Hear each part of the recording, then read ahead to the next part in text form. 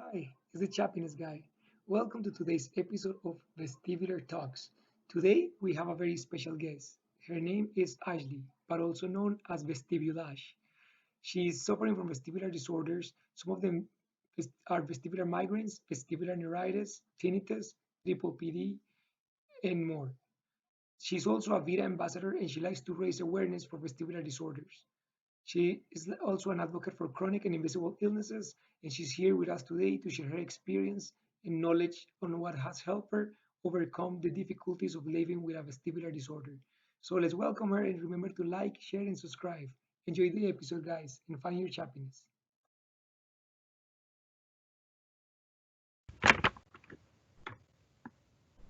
All right, Ashley, we're live. Yay! Welcome to today's episode of Vestibular Talks. Really appreciate you taking the time to chat with me and to share your experience with us. Thank you. Thanks for asking me to come on and nice to meet you. Yeah, pleasure. Nice to meet you as well. Ashley, would you mind telling us a little bit about you, your story, what's going on with your health? Well, my story is pretty complicated, but I mean, where do I start? Let's see. Currently, like I'm feeling better than I was. I'm not totally cured, but I'm working on it. So, I suppose I can tell you like a little bit about how where I was before 2018 when my vestibular journey really started. So, because before 2018, I really have some things that might have to do with um, the vestibular story. So, it's kind of like just all these different angles of things. Connecting pieces? Yeah. Yeah, so many pieces. So I don't know, where do I begin? How about let's start from like the big episode on 2018. Like what Yeah. happened that made you be like, whoa, like something is happening to my body. Yeah, so well, I'll tell you like a few weeks before I woke up in May of 2018, I had a really bad pinched nerve in my neck, and like it was like I could not move. Like I think we've all had some pinched nerves in Some our form of that, yeah. right. You roll out of bed and you're like, oh god, I slept wrong. So I had that going on, and I was sick, like really sick, a couple weeks before that. So maybe a month prior. So there's a lot of little things that led up to that day when I woke up with vertigo. So let's see, I guess May 18th, I woke up and I had spins, and I was like, okay, I'm not right. But I knew it was vertigo because I've had, those little episodes of like 5 to 10 seconds, and then you recover. So I basically didn't recover.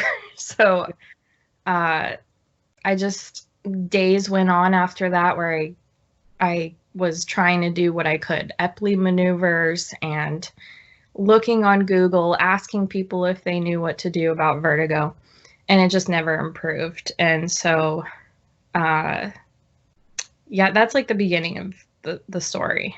It's so interesting because many people, including myself, so me, it wasn't in May. Mine was April 18 in 2019. Okay. So, but many other people that I've interviewed or that I've spoken to, it their episode started almost in springtime, like between the months of March and going to the summer months, like June, July. So I always ask, like, would it be coincidence or is it something that allergies or something that in the air that makes our system Yeah. go crazy on those specific months? And yes, very similar to your circumstances. I Same thing for me. I woke up one day. I went to bed the night before and I was feeling okay, and then I woke up the next morning and everything was it was spinning, but it was a different kind of vertigo. It was like this off Yeah. balance sensation, like things are tilted, like you're not really like you try to stand and you're moving, like you're Yes. bouncing. So I can relate so much to what you're saying because it's Yeah. just yeah, like so. Yeah, sorry to interrupt. So please go No, ahead. you're fine. I love hearing about what you've been through, and it's like so nice to have that affirmation and like you're not crazy. Like Yeah, like yeah. it really happens to people. A lot of people, a lot more people than we even know about that we've met. And so um So that happened in May 18, 2018, and then let's fast forward a few weeks, maybe even a few months. yeah. How do you start to get a handle on it? Like what happened? Do you start to try seeing different doctors, medications, things like that? What helped you recover to where you are now? So I immediately got help for it. I just was not taking no for an answer. Like I had to stop working. I really had to stop driving. Uh, and so I actually ended up going to the ER. Well, I went to my doctor first within those first few weeks. I guess it was the 24th. I went to the doctor, so not too long after the vertigo. And that was like the last time I really drove myself. And I had to. My husband was working, and I was like, I have to do this. And I went, and she said, well, I wonder if it's allergies, right? Because of the season. And she also she was the first one that told me maybe it's a vestibular disorder or something. So she said if it doesn't get better, that I would have to go to VRT, which is vestibular rehabilitation therapy. So I pretty much I went home, like, and I was fed up. So I went to the ER, and they were like, "You're fine, you're fine. Like, here's some meclizine, you know, Yeah, like your neurological exam was clear." And I'm like, "Well, yes, everybody's story, right?" So, yeah. um, so I was so frustrated, and they gave me, I think I had Valium at some point. I went to the ER again, Okay. basically, and they did a CT on my brain this time, and it was clear. So they're like, yeah, you're fine. So go home. So, but they did refer me to vestibular therapy. So through the base. So my husband's active duty military. So I went to the military, the naval hospital here. Okay. That's where I just go for emergencies or whatnot. And they have a physical therapy program with vestibular therapists there. Nice. Usually that's out of pocket, but I'm very blessed to have the military provide me with Yeah. that. Amen. So expensive. Yeah. Yeah, I'm very thankful because that has been completely covered for me, and I've been really blessed by them. So I mean, in some way, the ER really helped by like referring me Very to. good. So I ended up seeing a vestibular therapist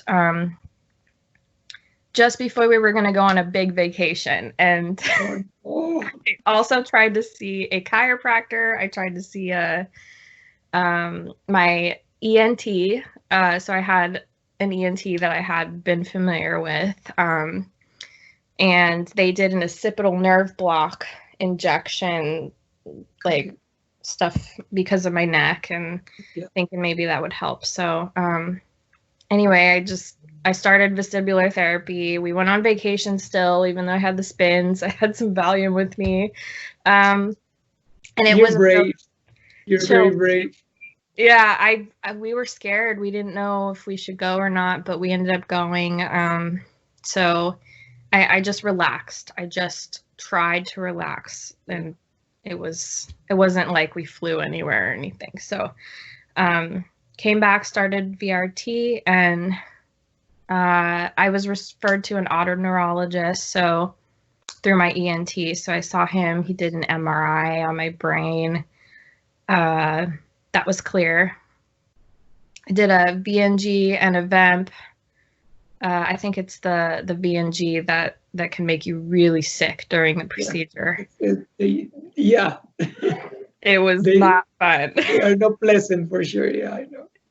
So I had a lot of treatment right after. I saw a lot of doctors, which was it was like 0 to 100. Like I went from nothing, no appointments to appointments almost every day. So Okay. Um, did they, other than the meclizine and the Valium, did they ever discuss any of the vestibular suppressants like amitriptyline or triptyline or any other medication in order to help you? no, the only thing I was put on was by my otoneurologist. He put me on, oh gosh, I don't remember the other things. Like I was put on like a steroid type of medication, like pills thing, and then he provided me with a benzo, which, what was that? Of course, I'm blanking. Clonopin. Oh, Clonopin, yeah, yeah, yeah. And I already told them, like, I'm really sensitive to medications, and and so he went, okay, well, we don't want you to get addicted to it, so Yep. we'll put you on Clonopin for like really low dose, 0.25 times 2 a day, and that would be for like 4 weeks, and then done. Well, my body got addicted, and I had withdrawals for months after that. Yeah, that's the downside of that specific. Uh, Benzos or beta blockers or SSRIs Yeah. have that they do make you feel a little bit better, but Mhm. as soon as you try to wean off of it, it's like your body starts asking you for more of the medication. Yeah. So it brings on the symptoms again in order for you to, yeah, that's a hard one. I know. Yeah, because I'm sorry you went through that. When I was taking it, my system downregulated and just sort of chilled out a little bit. And that's why people go on them, and that's why they're suggested from what I hear. So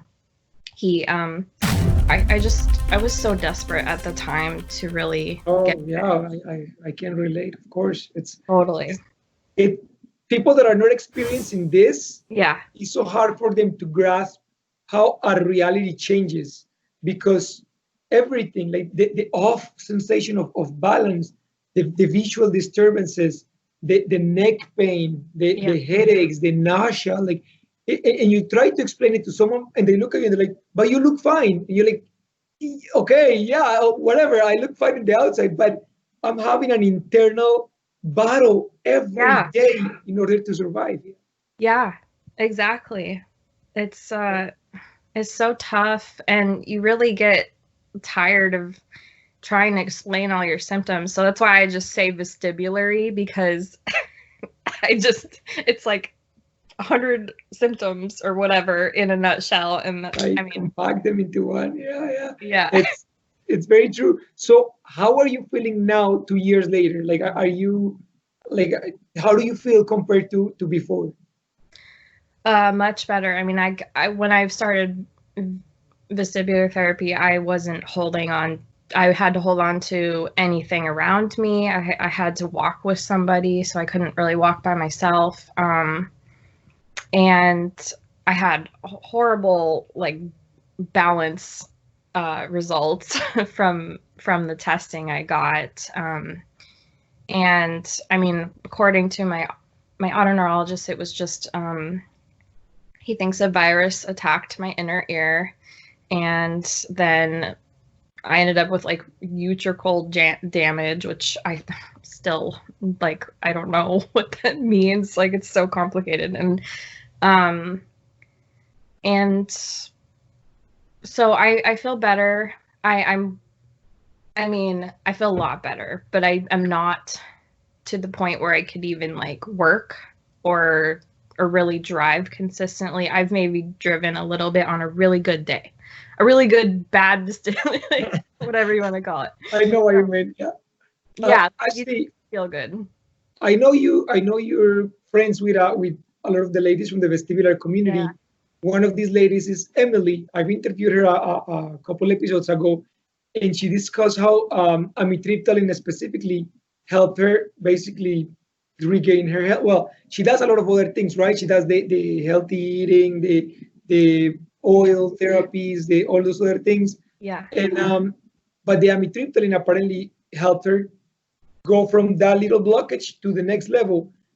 Would you ever consider maybe try? I know I am like you. I'm very sensitive to medication, so I'm very cautious, and I do a lot of research with medications. But will you ever consider maybe giving amitriptyline or nortriptyline a try just to see if it works, even starting in a really tiny doses? I think at this point I probably wouldn't. Just personally, I don't, Yeah, yeah. I think that can really help jumpstart for certain people. Everybody's journeys are really different, but I would say if in the beginning I was told about it, You um, gotta be more lenient. then I probably would have, because I was freaking I out. know. I was so freaked out. And really, I want to say too that personally for me made things worse. It made my symptoms worse to be so anxious and so freaked out and really wrapped up in like what is wrong with me. And I've really adapted a lot. I stopped fighting with against it and I started working with it, trying to, use my oils and start yoga and mindfulness and meditation Yeah. and working with my therapist, which I had her before this ever started, and so many like different angles of treatments, like Yeah. takes a Right. lot. It's a holistic approach. Yeah, you have to do a lot of things in order to get that balance. Mm-hmm. Again, actually, so your doctor said that it could have been a viral infection that attacked your inner ear, and then it caused all of this. Yesterday, I was talking to a guy that messaged me on Instagram, and he said he's been with the condition for 7 years, and he said he's like, some doctors are telling him that it's viral, other doctors are telling him that it's hormonal, other doctors are telling him that it's genetics, hereditary by his parents, other ones that is toxicity from heavy metals. And when he asked me, he's like, "What do you think?" And I said, "I think it could be a combination of all of these things because we are so, as humans, we're so vulnerable to these like external attacks. What do you think, honestly, in your opinion, your personal opinion, is what's causing this to many more people? Like, what do you think is the reason behind it? Boy, that's a loaded question. I think that's like everybody's like biggest question, Yeah, like why? And uh it's such a big complex, I mean, there's so many angles to it. I mean, the diet is I'm noticing for me is really a big thing because you already have brain fog with vestibular issues, and then if you have an unhealthy diet, then that caused brain fog for me. So there's like, if you have a poor diet, maybe that's sort of in it, or maybe it is a virus. I mean, it's so hard to tell. Like, I hear that virus is a real thing, and then I hear, no, it's not a real thing. And then for me, like, my body, like, I've had 2 head injuries before this. So, you know, maybe an accident can cause something. So there's so many like angles. I don't know. I mean, it's so complicated. yeah, it is. And actually, when you said, it's interesting when you said at the beginning that you got to put the pieces of the puzzle together because there were things happening to you prior. Mm-hmm. I think when we all think back, we always had, like, at least me, for example, and a couple of other people had warnings or mini episodes that our body was kind of like throwing these Yeah. strange symptoms that you never really made sense of, and you're like, oh, whatever, they just went away. But it could have been like a warning sign that this was coming. What about you? So, what kind of puzzle pieces were you putting together prior to the big episode? Stress was a big one for me. We were getting ready to pick orders to see what was an option for the military. So that was really heavy on our minds going through that process. As many military families know, that just the unknown and the anxiety of not knowing where you're going to go next and whatnot. So that was on our minds. The stress of, I've always dealt with generalized anxiety disorder. So at the time, I was working on building my tools around that, but I'm in such a better place now. So the whole vestibular thing is sort of a blessing, making me slow down and really focusing on tackling those like root issues that I've had for so many years. So um there's really I had another point, but then I just got brain fog. So It's a good, but you did mention that you had smaller episodes of vertigo in the past, like yeah. first episodes of vertigo. Were they frequent, or they just kind of like came and go every few months, every few years? Oh yeah, okay, that's where I was. Thank you for getting me back on track. Yeah, My brain just like uh yeah, I had that probably 10 years ago. I had a little tiny episode of vertigo and I was exhausted. I was going to school like full time. I was not sleeping very well. So if I don't get enough sleep, game over. a trigger. Yeah. I feel like somebody drugged me. Like it's really, really hard on my body if I don't get enough sleep. So I know at the time, oh gosh, it was May, the beginning of May of 2018. I also went to my best friend's birth, which was amazing. Um, and by no means am I like blaming her because she had no idea she was going to be in like a 55-hour labor. But we were there in the hospital and I would not have missed it for anything. But we didn't sleep. Like, Yeah. and I'm not even the one giving birth, but it was hard on all of us to go through like the lack of sleep and just so that was a little bit rough on my body. Like, so that mixed with being sick prior, and then having the pinched nerve in my neck prior. There's all kinds of warning signs. Like, Yeah. I know that when I get a pinched nerve, like in January of this year, I got one in my neck and I woke up and I had a 12-hour episode of spins. Yeah. And it was like, dang it, like, the pinched nerve in my neck. And yeah, every day I feel my neck too, and it is like a pinched nerve, or some kind of like an electric shock that is going on, and especially in my suboccipitals. yeah, Like I feel it. I feel this tightness, and if I move my head, it's almost like something is grinding. I hear. uh-huh.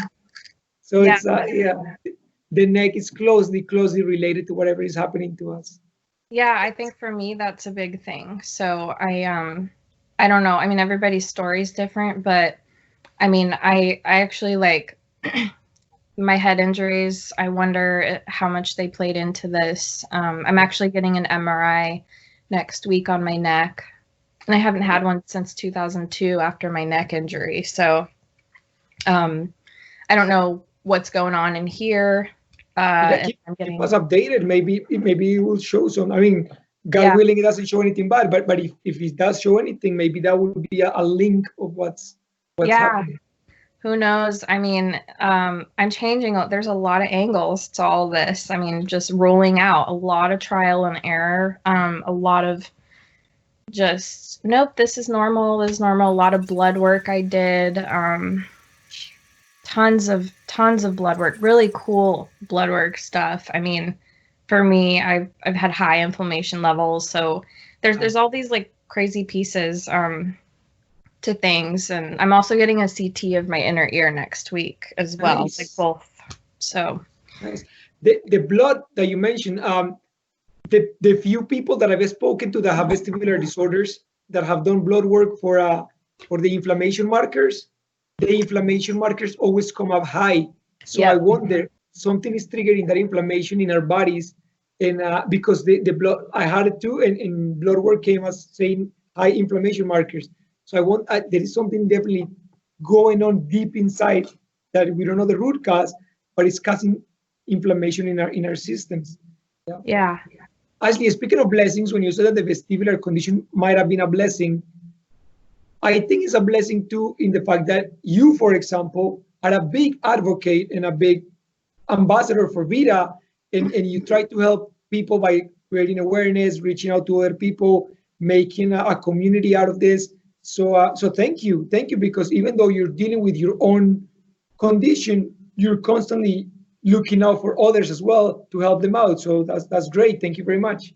You're welcome. Thanks. I mean, I recently just found my voice. I've always had like a really good intuition that I needed to talk about what I've been through, simply because I want to bring purpose to it, to everything I've been through in my life, and maybe it can help somebody else. Like even just talking about, oh, I got this blood work, or which I've gotten a lot of great blood work that can help somebody, gut testing, all kinds of like angles of things. And, even just bits and pieces, if it can help somebody, is really what I'm at. Before I really talked myself out of it, nobody cares.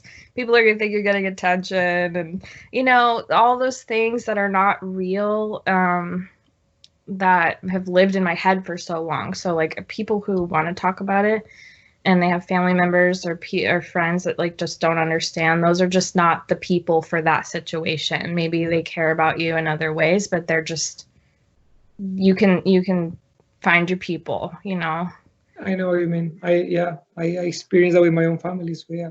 Yeah. Actually, when these situations happen, they can be very overwhelming, as you know. And many people, myself included, never in my life I thought of suicide until this happened. I was like, I need, like, I can't keep going any longer like this. The rest of my life might be like this. So for people that are in that dark moment, what would you like to advise them, or what would you like to say in order to reassure them that, hey, you know what, it is dark, but you can find some light in it? What would you like to say? Yeah. I mean, one day at a time has really, really been something that I've told myself a lot. And I've been there too. People, you're not alone in that. And at least for me, suicide was a thought that I don't want to die. I just want this to stop. Yeah, You yeah. just want to stop suffering. And Just want to be known. it's pretty hard. So, I mean, give yourself some credit that you are just even if in survival mode every day, like, because that's a real stage of all of it. I mean, giving yourself that grace, and even if you don't believe it, you have to start talking to yourself like you talk to your best friend or somebody you love. That self-compassion, I mean, because those thoughts are really real, wanting to just suffer. I mean, and not wanting to suffer and just wanting the pain to go away is like the biggest thing, and we don't want to die. I mean, I've been there. I didn't necessarily think that with my vestibular, but after my neck injury in high school, I dealt with major depressive disorder. I also went through bouts of it after that, and had a lot of death in my family. We went through some really hard times, and I've just been through a lot of different things. So I've come out the other side. So you can, people can, and it takes time. And I really recommend a good fit psychotherapist. She has pushed me and challenged me to use tools. I mean, mindfulness, being mindful of your breath and your body when you feel like you want to die and you're just done with the pain and the suffering and the spins or whatever you're going through. It's real. It's real. Thank you, Ash. Thank you. Where can people find you? Where can people come and learn more about you, about the advocacy that you're doing, about all the awareness you're creating? Where can they find you? So I'm on 2 accounts. So if people are interested in more of a vestibular, well, I post on both. I post my vestibular content on both pages, but I have a specific vestibular page, and it's Vestibulash. I love it. The name is just so catchy. I love it. Thanks. I was like, what do I do? Because I really came up with that after like realizing I wanted to do Veda ambassador stuff and speak out. So I was like, I need a separate page for Vestibular. So Vestibulash for that. And then I have a more universal page, which is just my own page that I've had for like years, and that's Ash Aligned. Aligned is really my mantra that I've developed for myself, just feeling like I can be aligned even if I don't feel like it. You know, like it's just my thing. It just became my thing. So, and then I'm working on a website that I'm going to come out with lots of resources for different angles of things, yoga and oils. And I'm an artist, so there's lots of stuff. So that's more of a universal. Look at you. You're so diverse. Like in you, I didn't know you were an artist, so that's very nice. Nice to hear too. Thanks. Yeah, that's cool. Awesome. All right, Ashley. Well, is there anything you'd like to ask me, or any questions, or any topics you'd like to touch before we say goodbye? Or I don't know. I mean, you could just like talk about it forever. I guess not right now. But if anybody has any questions, I guess they just message us and reach out. Yeah. And this has been like really cool. Thank you so much for. My pleasure. Thank you. You know, and I get brain fog, so it's really nice that you can ask me the questions and it's very really good. Nice. Very nice. I can definitely relate. So I know what you mean. Yeah. Awesome. Well, Ashley, I hope we can do a follow-up sometime soon. And then I wish you the best. Continue your recovery journey and helping others. Really appreciate it. Yeah, thank you. If there's anything else you need from me, I'm here. If you want to talk about anything for anybody else out there, I'm here. Awesome. Thank you. Have a fantastic day. Yeah, you too. All right. Bye-bye. Bye.